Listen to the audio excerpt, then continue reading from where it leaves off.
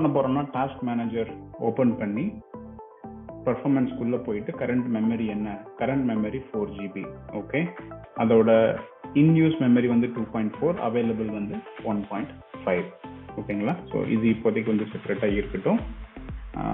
Next நம்ம என்ன செய்ய போகிறோம் அப்படின்னா CPU, அதாவது மதர் போர்டுடைய இன்ஃபர்மேஷனை நம்ம கெதர் பண்ண போகிறோம். அதுக்கு CPU-Z அப்படின்ற ஒரு ஆப் இருக்கு. ஸோ அந்த ஆப்பை யூஸ் பண்ணுவோம்.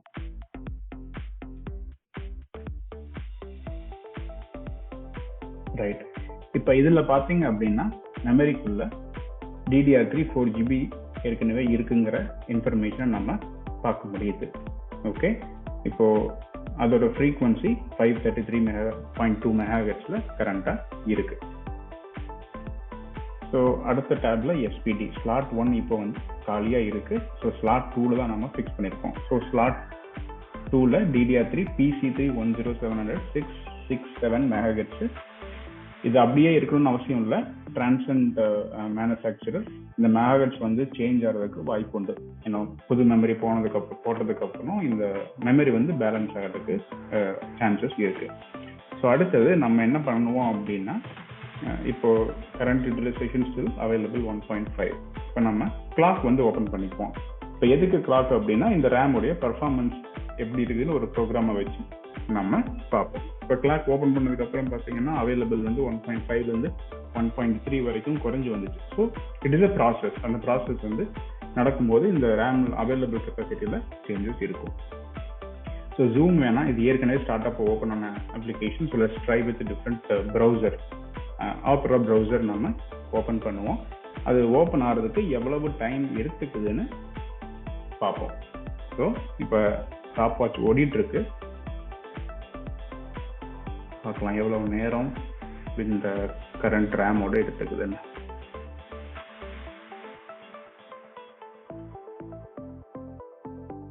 ஸோ அப்ராக்சிமேட்டாக பார்த்தீங்கன்னா நான் வந்து கொஞ்சம் முன்னாடியே பாஸ் பண்ணிட்டேன். பட் இட் டுக் மோர் தேன் 14.46.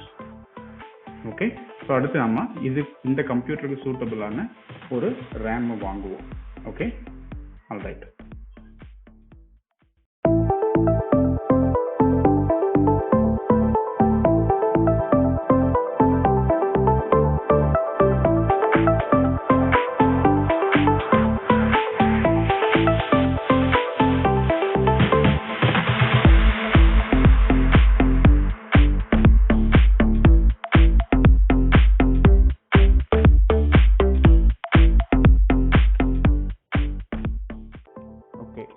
இதுதான் அந்த RAM, 4 GB RAM DDR3.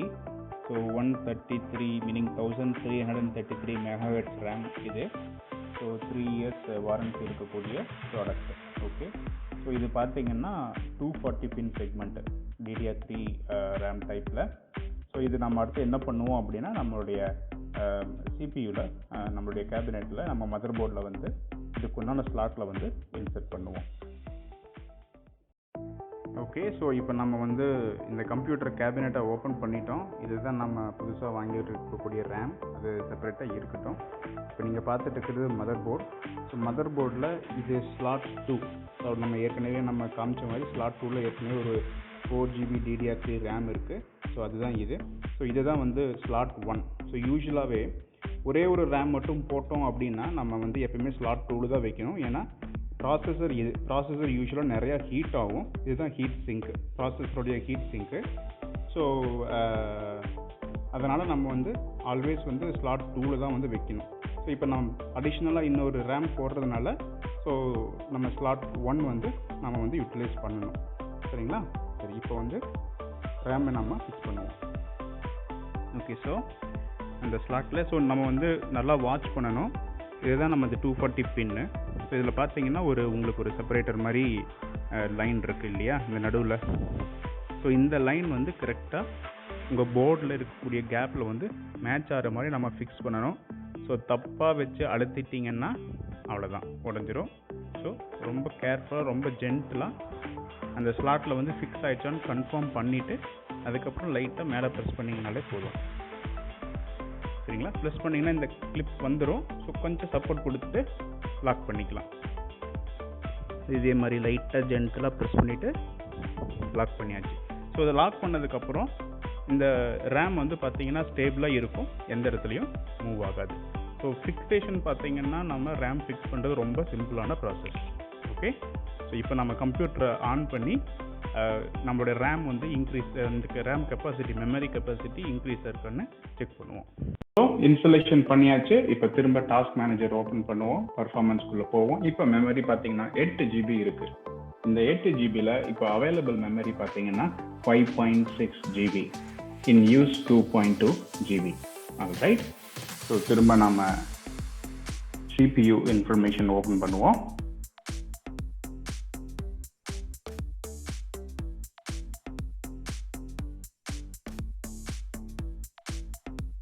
சைமல்டேனியஸாக clock கூட ஓப்பன் பண்ணி வச்சுக்கலாம். ஓகே, CPU இன்ஃபர்மேஷனில் நம்மளுடைய மெமரி செக் பண்ணும்போது இப்போ பார்த்தீங்கன்னா DDR3ல மொத்தம் 8 GB வந்துருச்சு. ஸோ ஸ்லாட் 1லையும் நமக்கு DDR3 PC12800 MHz இப்போ கரண்ட்டாக ரன் ஆகிட்டு இருக்கு.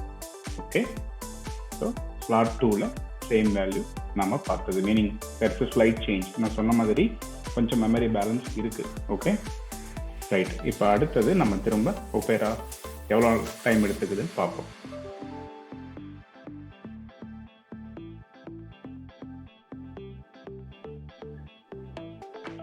ஆல்மோஸ்ட் 6 செகண்ட்ஸில் ஓப்பன் ஆயிருக்கு. ஸோ டெஃபினட்டாக பர்ஃபார்மன்ஸ் இம்ப்ரூவ்மெண்ட்ஸை நம்ம பார்க்க முடியுது.